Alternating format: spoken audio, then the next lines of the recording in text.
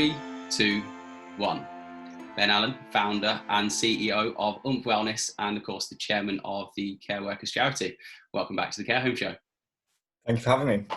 So it's good to have you back. One of the regular questions that I've been asking people since the beginning of the COVID outbreak, relatively generic and open-ended, but what does the world look like from where you are? It's certainly changed a bit. Pre-COVID, we're taking out 5,000-6,000 residents on trips out every month from care homes. Have dozens of people going into care homes to deliver training services. So as you can imagine, for the Oomph business, things have changed quite a lot. We've had to change, and we've had to radically change the business model. But it's a very exciting time for us. We've just reshaped the business, and I'm pleased to say that the business actually looks much more exciting for us. I mean, it's really, really good news, isn't it? And I think one of the things, somebody that I follow, there's a chap called Daniel Priestley, who's he's part of he basically runs a global brand accelerator company that I find quite exciting. He's written some good books. His first response when the world kind of came to the realization that we were in recession was basically to say that every time you said recession, if you're a business owner, you need to be thinking about reinvention. And I think that's really, really key. I think one of there are obviously, unfortunately, been an awful lot of business casualties and organizational casualties off the back of the COVID outbreak. But I think what's really key is if you're planning on being around in the future, to look at opportunities to reinvent your business, new ways of working, new products, diversification, ways with connecting with customers, etc. And it sounds like you've done a really stellar job of doing that. So not least, you've got a fantastic team behind you. So I'm sure there's been a lot of hard work that's been going on in the background. For sure. I mean, we've had to adapt to take on an adapt or die methodology. We've gone through a whole digitization of the business. So we've gone from physical training. We've now got a whole e-learning platform, which is proving to be hugely popular. We've gone through providing physical resources. We've now built a digital content platform for well-being for older people. And importantly, it's not just us loading content and activity ideas up. We've partnered with all the major charities across the UK, all the national governing bodies of sport, and a variety of experts as well. So we are effectively sourcing content from expert partners, putting them all together in an amazing content platform, and then providing those to care homes in a really affordable way. And then for the transport company, the big thing here was it's always been a hard business to run, because it's very utilization focused. So we've put a lot of time and energy into repositioning that business, and I'm pleased to say that we'll be relaunching in spring, summer next year. Instead of having 20, 30 vehicles like we do today, we will still have that, but equally we'll be partnered with hundreds and hundreds of minibus providers across the country who will be delivering trips out to the Oomph framework. I suppose it's a bit like Virgin, where we provide the brand, we provide the training and the customer experience, but we've got a whole team of experts alongside us actually delivering that service. So we'll go from having 20, 30 vehicles to possibly having 2,000-3,000 that we'll be able to access. Wow. Okay. And I guess that comes with the opportunities for a far greater scale, but then equally from a cost-based perspective, that seems favourable as well, of course. Yeah, well, it's favourable on a number of levels. It allows for easier growth, but from a social impact perspective, I think it's even better. There are areas of the country, for instance, like Norfolk, where we've always had demand for about 10 to 15 trips out a month.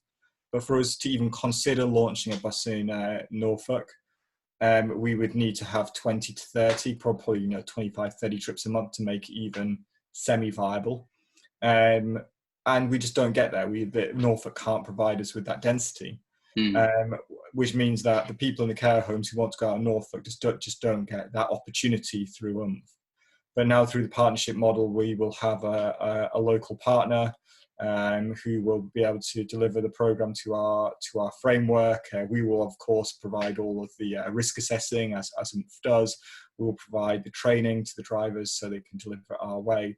But it just means that we can reach the people who need us the most in regions where we wouldn't be able to access otherwise. That's really good. Yeah, that's really, really good. Because otherwise, to your point again, from a utilization perspective, it would just never make sense to be able to go and do that. And it's just, yeah, the dynamics of the previous set of circumstances wouldn't have worked. So the adjustment in the model effectively allows that to be something that works, and you can take it to more people. So that's fantastic news. Exactly, and it's exactly the same with the content portal. So with our training, we've always been, I suppose, a very popular product, but again, where the homes with slender budgets have always struggled to afford us, but providing content on demand, we call it Oomph OD. So we've got content on demand whenever you need it, which can easily be sourced, can easily be filtered. So if a resident's got, I don't know, a lower limb mobility issue, but they love football, they put that in our content portal and it'll come up with all the recommended activities for that individual. Nice. And we provide that at a price that any care home in the country can afford. So again, when we're looking at our social impact, which we have done really in quite a focused way over this period, we've really thought to ourselves, how can we make a big impact, not just for those who can afford us, but for everybody? Because I think at the moment, through this coronavirus pandemic, we should all be worried about residents' mental health and also their loneliness. Yeah, definitely. That's something that I'm really, really conscious of. And I think it makes sense to, obviously it makes sense from a commercial standpoint to be able to adjust your business to make sure that it's achievable for all care homes. But what that means is that those the well-being side of things, it's just accessible just to far more people, which from a well-being and from a loneliness perspective, that's a massive net win for all of the people that are within the care system that get to be the beneficiaries of the training, etc. So it's really good news. Absolutely. I'm personally extremely proud of the team. The teams obviously had to go through a significant period of adjustments, and see them as working as hard as they are, but working together to come up with, I really believe it's a best in class solution, and also for the pivot of the transport service, that's very exciting too. So a lot of hard work's gone into it, and I can take very little of the credit. The team definitely should be taking the majority of it. Fantastic. How do you feel about where we are today, and what do you think the future looks like for the sector? Where we are today, I think that coronavirus has shone a fairly stark light on the care sector. I think I think in some ways it's highlighted the great work that care workers are doing. I think that's been a really positive thing. But equally, I think it's challenged a few of the long-standing assumptions of care. I know you and I have discussed that care providers and care home operators have sometimes sort of been a little bit, I suppose, what's the word I'm looking for? Slack probably is the word. Maybe a bit slack with their marketing and sales, and thinking if the care is good enough, the occupancy will look after itself. And of course, what we've seen through the pandemic is occupancies falling quite dramatically, for no fault of anybody's, but now care home providers are having to look at how they market themselves, because when we re-emerge from what will be a long-standing pandemic, a lot of care home providers will be competing with each other on a local level, because everybody's occupancy is going to be low. So there's going to be a massive reinvention of the sector, and a massive change in the way we think about how we market the care homes and how we talk to our customers. so that's over the long term, but over the short term, of course, the market is very challenged. But the operators are, you know, everybody says the care sector is resilient. I think this is an absolute absolute testament to that. I mean, there's a lot of resilient operators out there working extremely hard and still delivering great care, and wanting to make sure the residents' quality of life is it remains extremely high. Yeah, definitely. It's been interesting, hasn't it? Because I think the sector's been under such an overwhelming amount of pressure over the last few months. And let's be honest, it wasn't exactly all kind of hunky-dory before, was it? There was still recruitment and retention challenges. There were challenges with the from a workforce perspective. There were challenges with the regulator. People were not always doing great from an occupancy standpoint. There's all sorts of different challenges within the sector, of course, funding, all of that type of stuff. You go and throw in a COVID-shaped curveball into that mix, and obviously it's going to cause some fairly significant challenges. But I think overall, from the leaders of care home businesses and other care services that I speak to, I think the general response has just been absolutely astonishing. Be interesting to hear what your view is on that. Obviously, you speak to a lot of different leaders as well. How do you feel about how the social care's response has been to COVID? Well, I think obviously initially everybody was very surprised, but it's amazing how when you look at, for instance, the Panorama documentary on coronavirus in care homes, and how wonderfully, for instance, the team at Community Integrated Care came across, and I just thought that was such a positive reflection of high quality care work that the whole industry can be proud of. So that's a group that responded really well, like most other groups across the country.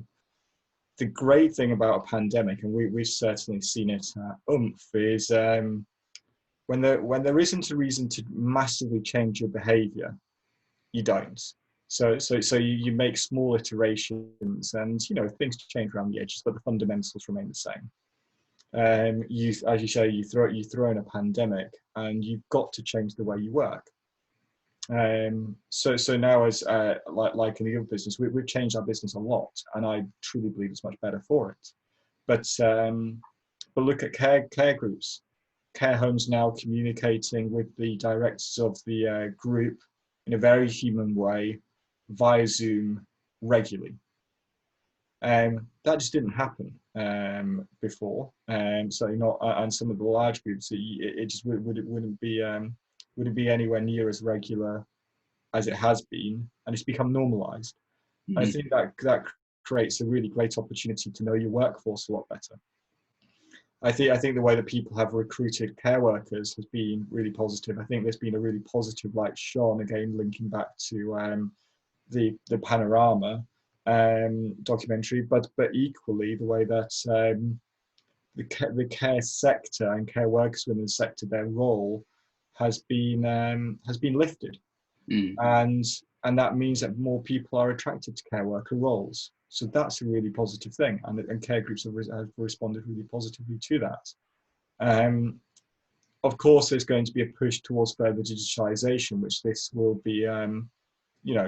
This will be a catalyst for. So I'm sure we'll see many more care providers moving towards digital care planning, because CQC have been doing their digital inspections, and of course a digital care plan is much easier to do a digital inspection with, and things like that. So this has been a catalyst for change. It will ultimately be a positive change.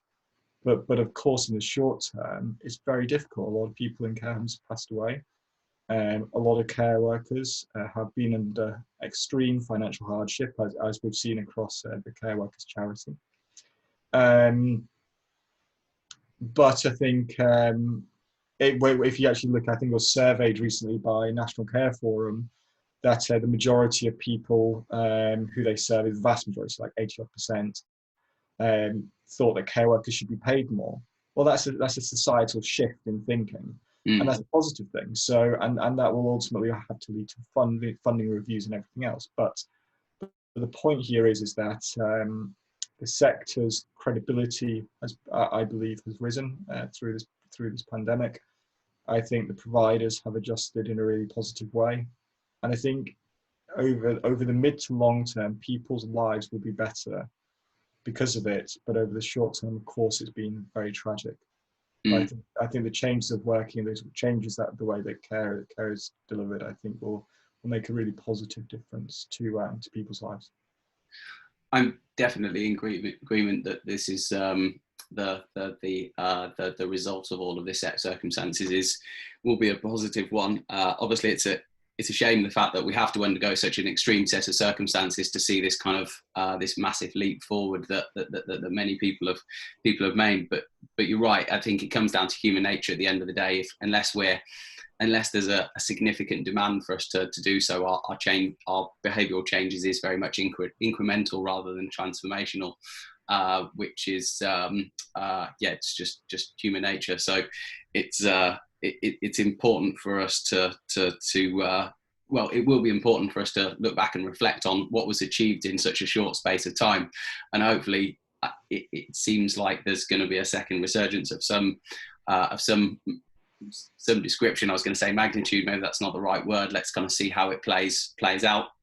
I don't personally think it will be as bad as it was last time. I think we're wiser, we're more, we're in a better place to be able to deal with it. We understand more about the circumstances, but hopefully once, maybe at some point in the new year around spring, we can start looking back on this and do kind of a real detailed lessons learned to see how far the sector has come. Because I think it's very easy when you're kind of on in the grind of these things to not have an opportunity to kind of reflect and be introspective around what has been achieved, because I think the amount of ground that's been covered and the improvements and things that have been made have been really significant.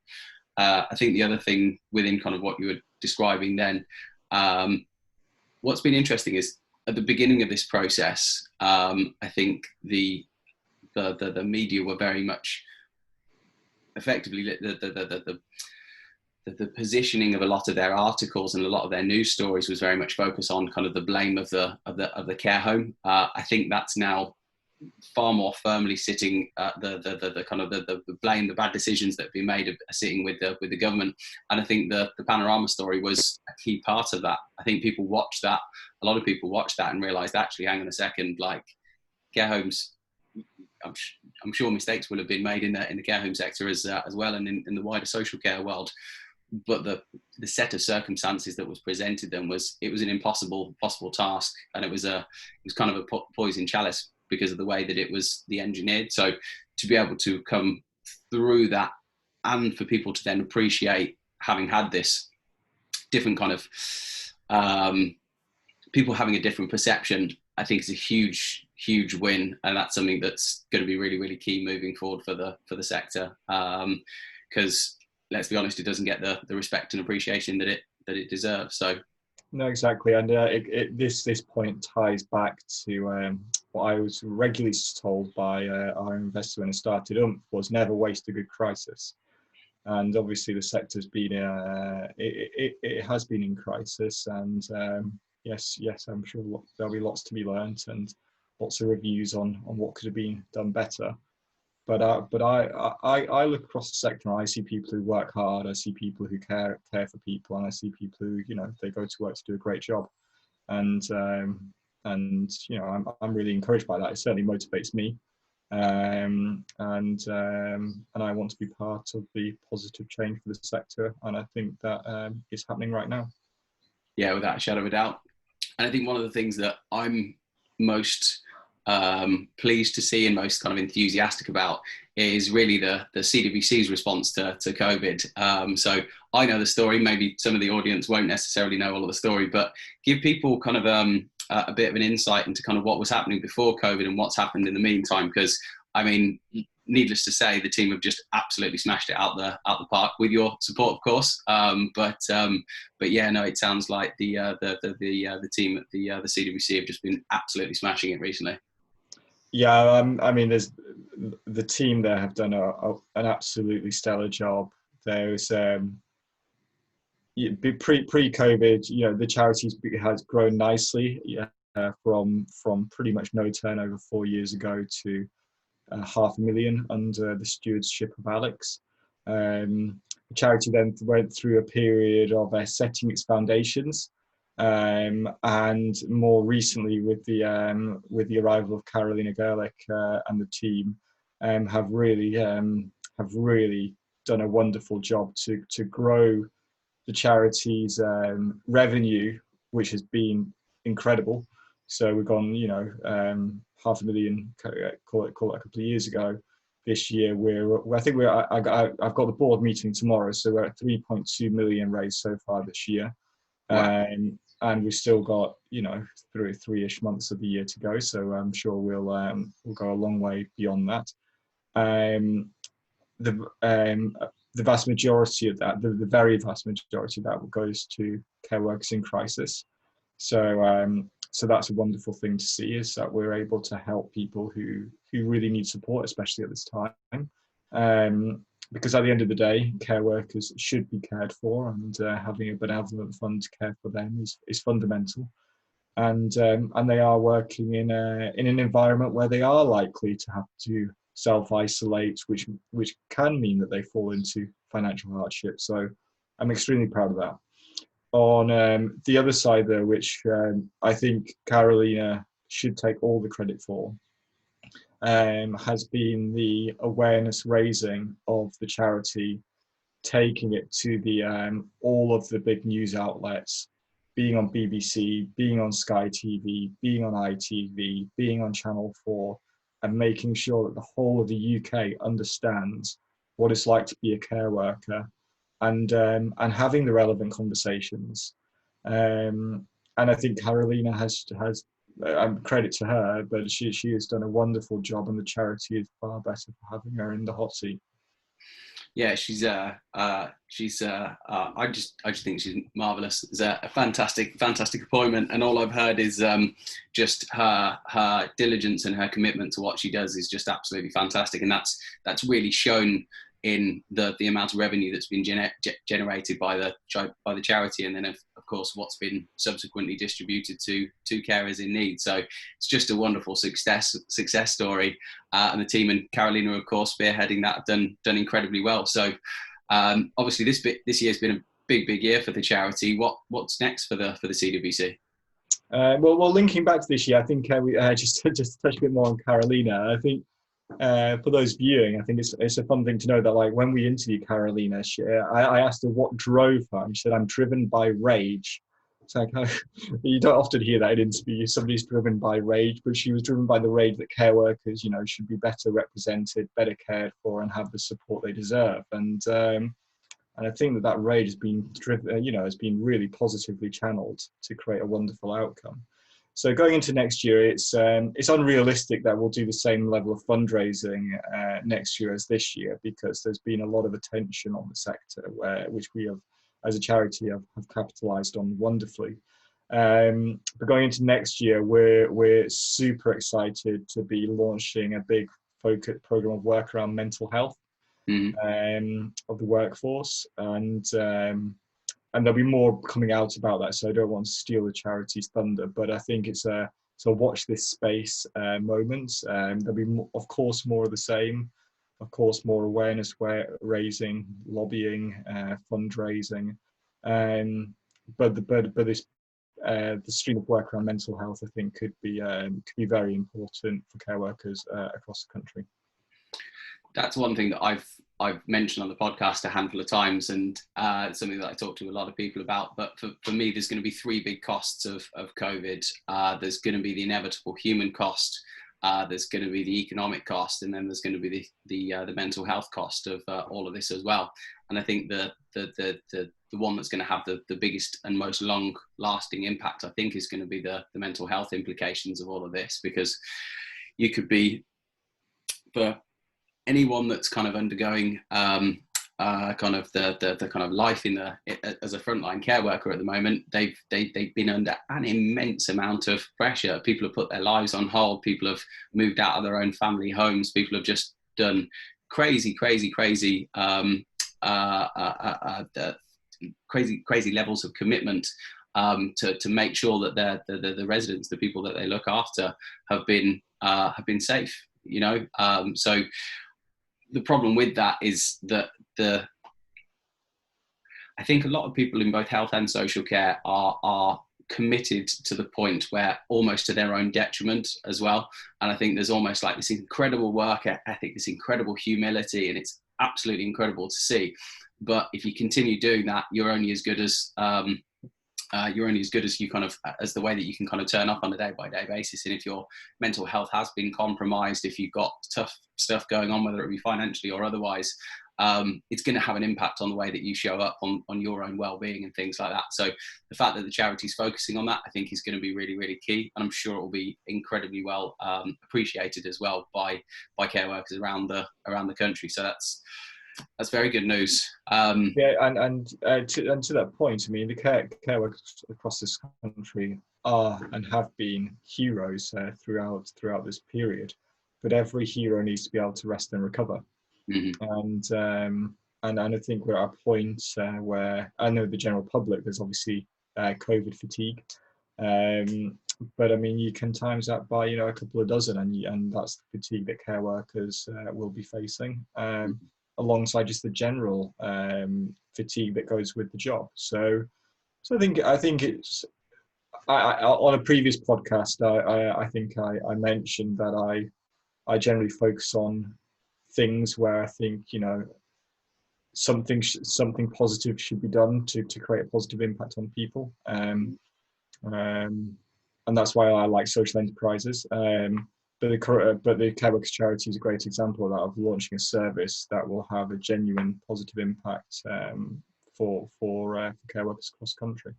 And it's great because of the light that's been shone on the social care world. The fact that level of appreciation has been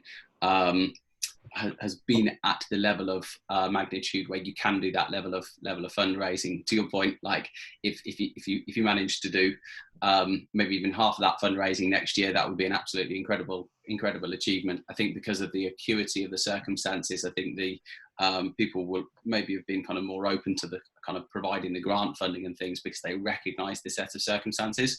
Obviously, there's a lot of work to be done around driving the professionalisation of the sector, driving general awareness from Joe public, but it's good that it's been recognised and appreciated, at least in the short term. Lots of work, of course, to do thereafter, which nicely segues into what I was hoping to talk about next, around the fact that obviously both of us are ambassadors for the Championing Social Care campaign, which of course includes the care sector fundraising ball. So it's clearly very unfortunate about the fact that the event has had to be postponed until the 24th of April 2021, but of course definitely the right thing to do, everything that's going on in the world. So how are you feeling about the Championing Social Care campaign and of course the care sector fundraising ball?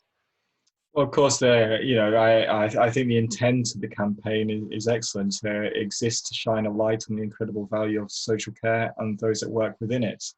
And if that's not worth getting behind, then what is? So I think being behind a campaign is intends to do a great thing, that's wonderful. Of course, a shame that the fundraising ball's been postponed, but it's the right thing. And even if we could all get together to celebrate social care, I think the timing's not right. I think we all need to get through this period. And look forward to next year and making sure we all get behind the workforce and all care workers across the country by showing up to that event and digging deep. But in the meantime, of course, there'll be a range of initiatives to raise awareness of the great work that's going on within the sector and have a bit of fun at the same time. Yeah, that's it, isn't it? I mean, having been to the last couple of events, it's all fun, food, and fundraising, and it's just a magnificent event to be part of. So, yeah, she'll look forward to April next year. Albeit it's a bit of a shame we've had to wait, but to your point, it's for all of the right reasons. So yeah, it'll be good to don the old dinner jacket and go and have a bit of party when, of course, it's the right time to do so. So There'll be plenty of dust on it by the time it comes about. yeah, I haven't been wearing any suits recently. That's for sure. So, what are you most excited about relevant to the future of the sector? Um, well, I'm excited on lots of levels. I mean, I'm excited that, as I say, there's been a catalyst for change. I'm excited from an Oomph perspective that Oomph will be able to reach far more people through creating better solutions, whether it's to reach the hard to reach areas of the UK, or making some of our service propositions more affordable and scalable. So I'm really excited about that. That's wonderful. I mean, Oomph got a large grant at the start of last week to further that work. So yeah, superb. I'm excited for some of the work that I'm doing with you, Simon. I'm excited. Of course, we've been working on Let's Create, and we've created a videography business initially, but to showcase great care homes with wonderful virtual tours. But I see that becoming an end-to-end solution for the pre-sales of care homes. So providing great content, providing a great way of sharing that content through good social media management and comms management. So I'm very excited about that. And I'm an optimistic and enthusiastic guy. So the good thing about me is I can find excitement in lots of things. But the care sector will come through this. The care sector will change, and change is a good thing. We will see it move hopefully forwards a decade in the space of a couple of years, rather than waiting 2 decades for that to happen. Yeah, I think it's a really, really key point. I think in the past, and you kind of touched upon it earlier, there's been this, it's a narrative that's almost turned into a belief around if you look after the care side, the business will look after itself. And I don't think I've been pushing back on that gently for a little while now. I think there's been an ever increasing need to be kind of more commercial and focus on occupancy and driving marketing activities and things. And I think you've used the word catalyst a couple of times. I think this is the catalyst for people to realise that actually, you know what, this is a key part of businesses, care home businesses and charities moving forward, to make sure that they can keep up with the ever changing. Unfortunately, my laptop had a bit of a technical glitch and it didn't record at the end of the episode, unfortunately. So, but needless to say, it was fantastic to have Ben Allen, the founder and CEO of Oomph Wellness and the chairman of the Care Workers Charity, on this episode of the Care Home Show.